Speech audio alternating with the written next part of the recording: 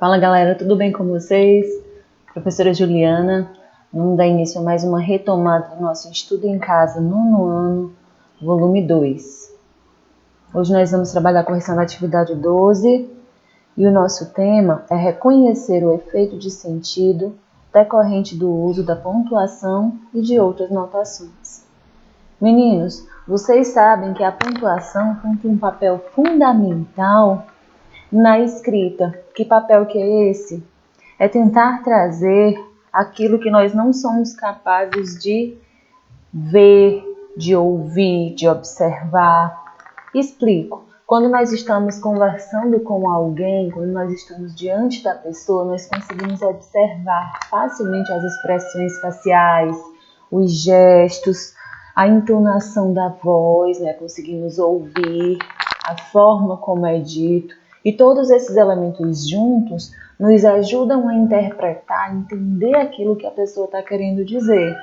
Na escrita, eu não tenho esses elementos. E aí, como é que eu faço para tentar reproduzir esses efeitos? A gente faz o uso da pontuação, tá certo? Então, esse é o nosso objetivo principal hoje, que é identificar quais efeitos foram produzidos a partir do uso da pontuação. Bora lá, então? Questão 10. Nosso texto sobre a liberdade.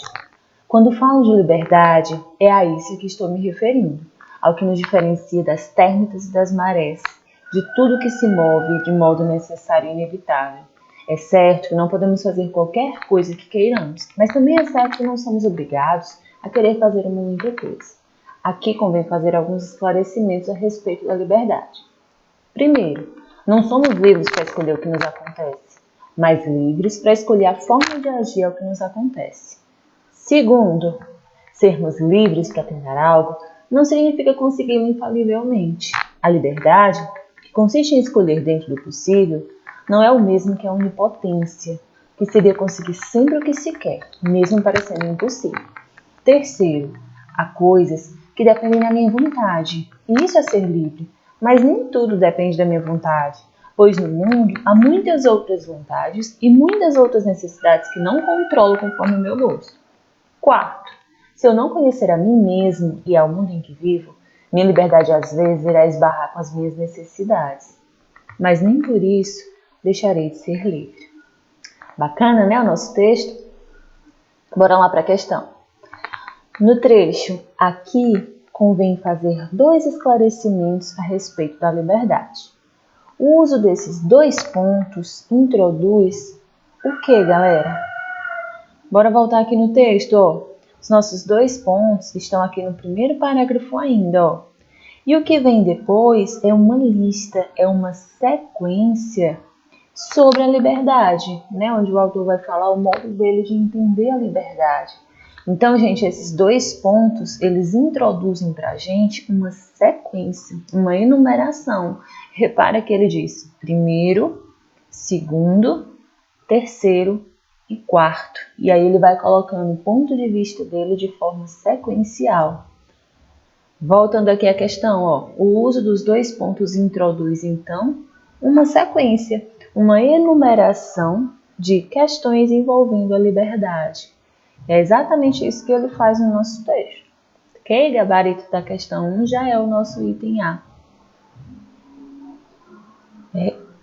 As outras opções a gente vê que não se encaixam, né? Explicação sobre o significado da liberdade? Não é isso. Ele vai colocar o ponto de vista dele, aí ele coloca por meio de uma sequência. Opinião sobre as vantagens da liberdade? Também não é bem isso, né? Ele fala muito mais do que seja, né? Ele tenta muito mais definir, delimitar a liberdade do que dar uma opinião. Tampouco resumo, né, gente? Resumo também não. Sobre os diferentes tipos de liberdade, pelo contrário, ele expande esse tema, né? Trazendo vários outros temas secundários sobre a liberdade, do que é liberdade, o que não é liberdade. Por que a nossa liberdade ela não é total, ela não é integral, né? Que existe a vontade do outro também. Então, resumo, também não. Repetindo, gabarito da questão 1, item A.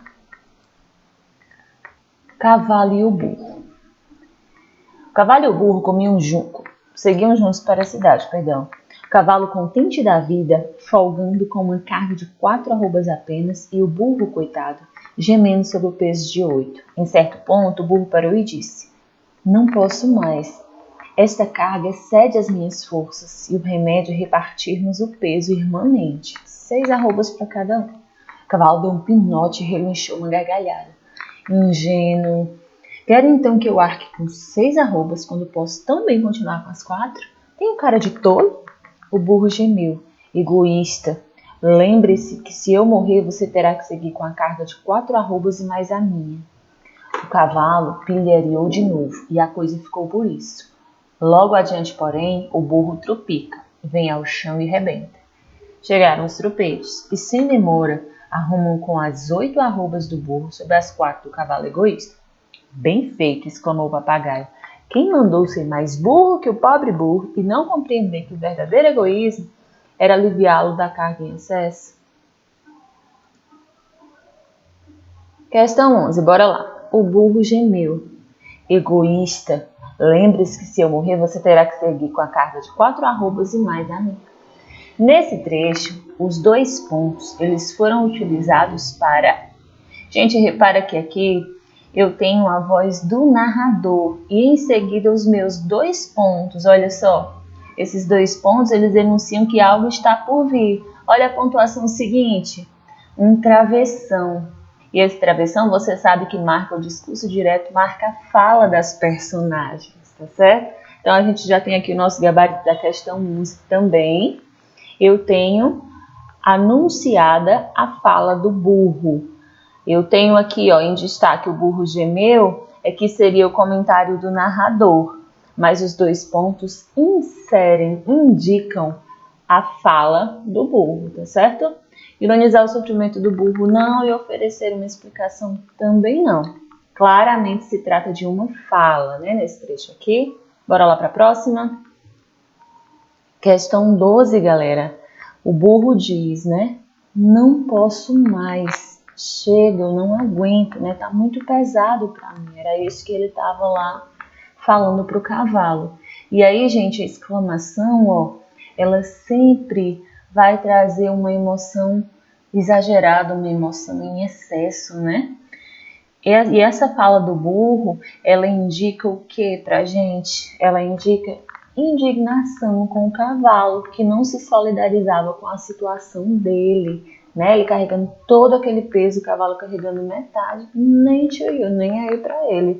Então, nada de alegria, nada de admiração, nem tampouco surpresa, né? Ele se mostrava realmente indignado com a atitude do parceiro dele lá. Então, por hoje é só. Muito obrigada pela atenção, galera, e até a próxima.